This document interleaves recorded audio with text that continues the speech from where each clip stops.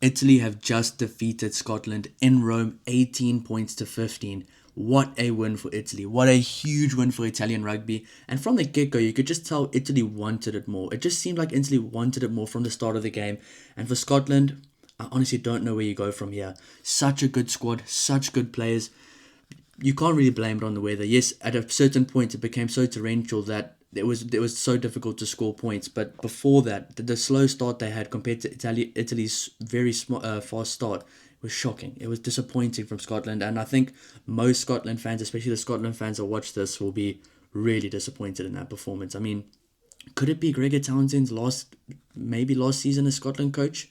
Could it be his last Six Nations? Because if they keep performing like that, I honestly believe it should be. I first of all wasn't on board with get rid of him, see what happens, go with it and see what happens till the World Cup. But with a performance like that, with the squad they have and the type of players Scotland have, that was unacceptable. That was absolutely unacceptable. Scotland got dominated physically. They just seemed like they didn't want to be there compared to Italy. And it's almost like the first half for Ireland in on Thursday's game against France. They just got absolutely dominated and they just didn't seem like they wanted to be there. There were some guys that there was lack of dominance, lack of awareness. I mean, that first try, Italy run a perfect switch play out the back. Alessandro Fusco played it really well, in my opinion. His box kicks were phenomenal. He puts one up, get the ball back, regather. Then they play through the middle. Louis Liner, phenomenal take out there. That was a really good take. Then they play the switch play. Then the cover in Scotland's field got dummied by that. No cover in the back. Perfectly weighted grubber from Nacho breaks over the try line. Louis Liner. That was a phenomenal try to start the game, but a very uncharacteristic defensive mistake from Scotland. Now that could also be because you're playing two guys, one at number 11, other one at number 15, that aren't normally playing together in this environment. I think if you had the likes of a Duan or a Darcy Graham there early with the likes of a Blair Kinghorn, those things might not have happened, but you can't just care about that. Like, you can't think of it that way, which is very, very unfortunate. And I think there will be different selections next week for Scotland. And I don't know what they're going to have to do. They're going to have to find something within them in the squad because they were falling off of tackles. They weren't dominant at all. They just lacked conviction and intent today. It was very disappointing, especially as a neutral. It was a disappointing performance from Scotland. But I have to give credit to Italy. They absolutely came. They showed up. They just looked like they wanted to win from the start. And Giuliani had a great game. The scrum half Alessandro Fusco had a great game. The lock Zambonin had a phenomenal game. Daniele Fischetti is such an underrated player. Michel Lamaro had a really underrated game. He is one of those guys that's been leading from the front. Paolo Garbisi had a much more clean game for him. He looked really comfortable, and I think he had some very smart kicks as well at the end of the game. I thought Italy played a smart game today. The Canone brothers were absolutely solid. Both the centres, Brex and Menicello, were good. Ioane and Louis Lana did what they do best. They were very good as well. So, I mean, everybody in Italy played well today. And I think if Italy can take this going forward, it seems like they've found a little bit of their style of play. Kind of trying to get other teams to make mistakes. They're good under the high ball. I wouldn't say they're great under the high ball, but they're good under the high ball. They trust their physicality. They're a tough team to break down defensively. They are a tough team. I think sometimes they can be their worst enemy when it comes to discipline. And I even said Scotland was kind of staying in the game early because Italy had a bit of lack of discipline. Otherwise, if Italy had better discipline, it could have been a much bigger score in Italy's favour early on. But I said, yeah, Scotland was struggling early to get rhythm on attack, and it seems like that was the case the whole game. They were just really struggling to get their rhythm.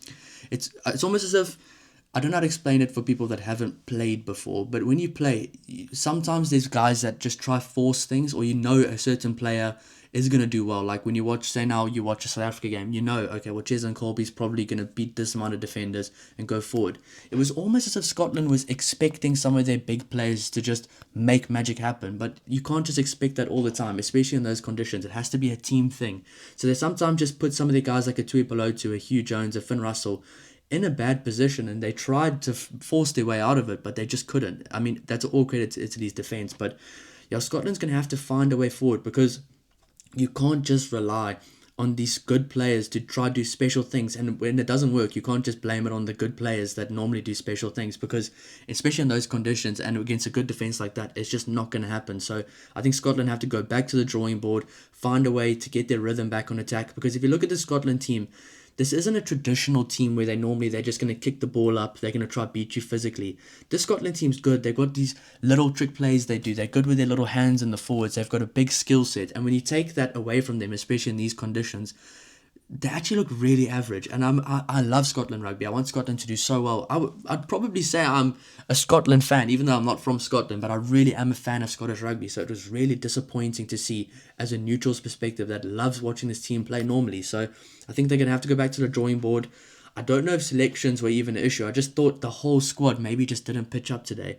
They just seemed out of it from the start. I don't know. Something just wasn't right. It could be stemming from the warm up, and then they had to try catch up later on. But one thing I did write down: the fact that they were still in the game at the end, while playing so poorly for them, is a sign of a great team. It is a sign. So if they were to win this game, I know Ronan Agora said it as well. I did steal that from what he said, of course. Didn't come up with that by myself, but a great team, showing signs of a great team, is if you don't have a good game at all, you play terribly, and you're still in it, or you still win it. And I think, honestly, if they did win this game, you'd say, well, that's a sign of a great team.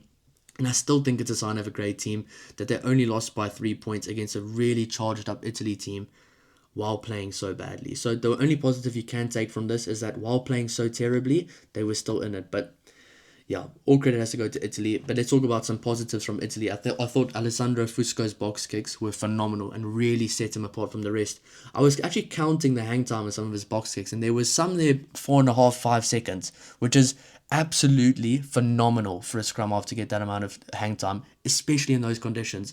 He has an extremely good boot, and I thought he played really well. He made one mistake on the blind side, but they still won the game. So he had a really good game. I thought Italy were very smart with the kicks they did. I thought they were very smart with the way they actually approached the game. And on defense, they were just so gritty. They were stubborn, and I like that about this Italy team. The players were stubborn. They were defending their jersey. They were defending the Rome stadium, and I absolutely loved it. And I thought this Italy team was so phenomenal to watch today, and any Italian fan should be really proud of this performance. Now they can build on this going forward. I thought a lot of the guys played well today, and a lot of guys today showed that they are big time players now. They're not just inexperienced guys from a few years ago. They've been chucked in the deep end, and then now they've built a leadership group which they can work from as well. Some good players putting in some big performances. For me, one of the standouts was Giuliani. I was just watching him, and he was absolutely everywhere. Fischetti as well.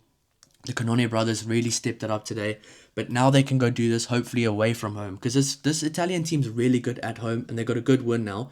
Can they build on this? I think a lot of people probably wrote them off before the game. I was probably one. I thought Scotland was going to win.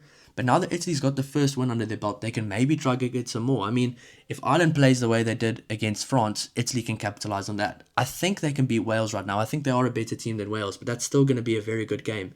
So right now, Italy are in a very good position. Now they just have to try to build off this. And I think I was saying, I really like the way what the coach has done since he's come in. It just seems like an attitude change, a mental change in this team. And they just look like such a better unit together. So all credit goes to Italy. They were phenomenal. And I think the tries early really helped Italy. Once the rain became so torrential, it was going to be extremely tough to score points for either side. And yeah, I think it was just very disappointing for Scotland today. I will be doing a player ratings for both teams. It might be a bit harsh on some of the Scotland players, but yet again, I don't think it was really individuals just playing poorly. I just think the whole team didn't show up, and I thought Italy just showed up as well. I wouldn't say that I think Scotland played the worst game they've ever played. I just thought Italy played good enough to keep Scotland from playing their game. Whatever Italy did worked well to keep Scotland from playing their game. But nonetheless, I think Scotland will bounce back from this. They have absolutely world-class players. They have quality players. And I have to give a shout-out. Jack Dempsey was good today. Tosioni Tuipulotu tried his best. I thought Jamie Dobie struggled a bit, but I'd like to see them play in a bit better conditions. And you got to give these guys another chance. So I will be doing a player ratings for both teams and who I think they should choose going into next week's games.